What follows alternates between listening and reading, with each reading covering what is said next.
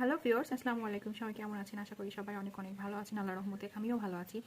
তো আজকে আপনাদের সাথে একটা বিষয় শেয়ার করি। এটা হচ্ছে আজকে সকালবেলাতে বিপদে পড়তে পড়তে বেঁচে গেছি। মানে একদম যাকে বলে শনির উপর দিয়ে ঘুরে আসলাম আমি আর আমার স্বামী। আমরা মূলত বের হয়েছিলাম আজকে সকাল আনুমানিক 11টা সাড়ে 11টার দিকে। আমাদের পার্সোনাল কিছু কাজ ছিল জমির জন্য। তো যাইতে যাইতে আমরা হচ্ছে মানে আমাদের রাজশাহীর যে মেহেরচণ্ডীর রাস্তাটা আছে, সেই মেহেরচণ্ডীর রাস্তাটা পার হয়ে বাইপাসের রাস্তায় কেবল উঠবো, তো সামনে দেখছি একটা ট্রাক আছে।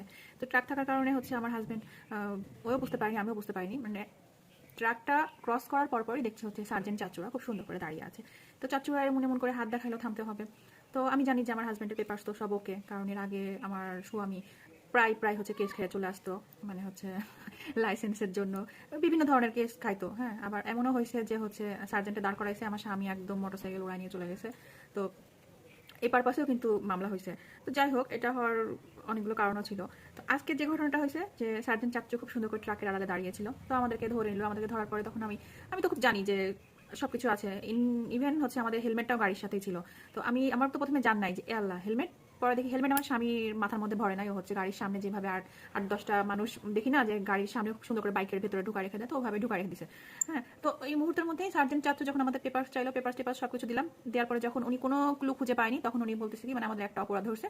সেটা হচ্ছে যে হেলমেট মাথায় কেন ছিল না, হেলমেট মোটরসাইকেলে কেন রাখা আছে। মানে আমাদের তো মামলা দেওয়ার জন্য তো একটা ক্লু থাকতে হবে, তাই না? তো উনি কোনো ক্লু না পেয়ে আজকে হচ্ছে আমাদেরকে এই অপরাধটা দেখাচ্ছে যে হচ্ছে আপনার হেলমেট নাই। তো ইনস্ট্যান্ট হচ্ছে তখন আমাদেরকে কেস দিবে, বলতেছে 3,000 টাকা। তো আমার স্বামী তো তখন বলতেছে অমুক, আমার একটু কথা শুনেন, হচ্ছে আমার ভাই আছে, হ্যান আছে, মানে আসলে সার্জেন্টটা ধরলে যে এরকম করে যে ভাই আছে, চাচু আছে, মামা আছে, এই আছে, সেই আছে, একটু ফোনে কথা বলেন। তো ওই সার্জেন্ট চাচুর আবার এত ডিমান্ড, তো উনি হচ্ছে কারোর সাথে কথা বলতে রাজি না।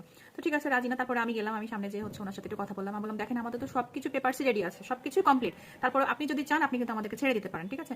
না, কেন ছাড়বো, কেন ছাড়বো? আপনার হেলমেট কেন এখানে, আপনার হেলমেট মাথায় নেই কেন? আমি দেখেন ওই একটাই তো অপরাধ, মানুষ মাত্রই তো ভুল হতে পারে। তাছাড়া আপনি দেখেন আমাদের পেপার সব কিছু ওকে আছে, হেলমেটটার সাথেও আছে। আর আমাদের বাসা যেহেতু এখানে, আমরা এখানকার স্থানীয়, কিন্তু একটা মাত্র ভুল হয়ে গেছে। আপনি এত বড় অন্যায় করতে পারেন না। তখন উনি আরো রেগে ফায়ার হয়ে গেছে, এত বড় অন্যায় করছি মানে আমি অন্যায় কেন করবো? আমি দেখেন আপনাদের হাতে কিন্তু পাওয়ার, আপনাদের পাওয়ারে কিন্তু গোটা দেশ চলছে, আপনারা এত বড় অন্যায় করতে পারেন না। আপনি বিষয়টা, আমরা যেহেতু একটা ভুল করে ফেলেছি, সেহেতু বিষয়টা আপনি একটু মানবতার দৃষ্টিতে দেখেন। যখন আমরা মানবতার দৃষ্টির কথা বলেছি, তখন মনে হচ্ছিল যে ওনার মনটা একটু একটু গোল ছিল। হ্যাঁ, তো তারপরেও আমি ওনার সাথে অনেকক্ষণ কথার বার্গেনিং করছিলাম, যেহেতু উনি হচ্ছে অনেক উচ্চ পর্যায়ের মানুষ, ওনার অনেক লজিক থাকবে। আর আমরা হচ্ছে সাধারণ পাবলিক, আমাদের তো আসলে অত লজিক দিয়ে কাজ হবে না। তো আমি কোনো মামা চাচ্চুকে আজকে ফোন দিই নাই, আমি জাস্ট ওনাকে বারবার এটাই বলছিলাম, আপনি একটু মনুষ্যত্ব দিয়ে বিচার করুন, আর মানবিক দিক থেকে আপনি হচ্ছে যদি এটা ক্ষমা দৃষ্টিতে দেখেন তাহলে দেখবেন। তারপরে ওনার আরও একজন ছিল, জানি না উনি কে, কোট করেছিল, পরে হচ্ছে ওনার কাছে আমাকে হ্যান্ড ওভার করে দিয়েছে, ওনার সাথে কথা বলেন। তখন আমি ওনার কাছে লা হাওলা কুওয়াতা ইল্লা বিল্লাহি পড়তে পড়তে গেলাম। যাওয়ার পরে আমি বললাম যে স্যার, আমাদের বিষয়টা একটু মানবিক দিক থেকে বিচার করুন। দেখেন ওই যে আরেকটা গাড়ি ধরেছেন, দেখেন ওনার হেলমেট নাই, উনি পেপারস দেখাতে পারছে না, সেই প্রেক্ষিতে আপনি করতে পারেন। তাছাড়া আমি আমার প্রাণের স্বামীকে এত টাকা দিয়ে লাইসেন্স করে দিলাম, আমাদের সবকিছু ওকে আছে। আমি তো ওকে বলি যে হেলমেটটা মাথার মধ্যে ভরো ভরো, কেন বললাম না? এভাবে একটু স্বামীকেও চিৎকার করলাম। করার পরে তখন উনি আমার প্যাচার প্যাচার শুনে তখন হচ্ছে ছেড়ে দিল। তো আসলেও আমি আমি মানে এখনো মনে হচ্ছে যে একদম মরার হাত থেকে বেঁচে আসলাম। 3,000 টাকা টাটকার করে ফাইন করে দিচ্ছিল। আর আছে কিছু কিছু মানুষ, একদম যে সবাই খারাপ তা না। তারা যদি চায় যে মনুষ্যত্ব দিয়ে বিচার করবে বা মানবিক দিক থেকে এই কাজটা অন্যায়, তারা কিন্তু আসলে সেই কাজটা করবে না। হ্যাঁ, সবাই আসলে খারাপ তা না, হাজারে দুটো একটা ভালো মানুষ আছে। আর এই ভালো মানুষগুলো আছে বলেই আমরা টিকে আছি, এটাই হচ্ছে সবচেয়ে বড় বিষয়। তো ভাই সকল, আপনারা যারা আসেন বাইকাররা, সবাই হেলমেটটা রাখে দিয়েন। আর আমাদের মতো ভুল করেন না, মোটরসাইকেলের সামনে থুয়ে দেন না। হেলমেট যখন নিয়েছেন তখন মাথার মধ্যে ভরে রাখেন, গরম লাগুক আর ঠান্ডা লাগুক কিছু করার নেই। সবাইকে ধন্যবাদ। আল্লাহ হাফেজ আমার বকবক শোনার জন্য।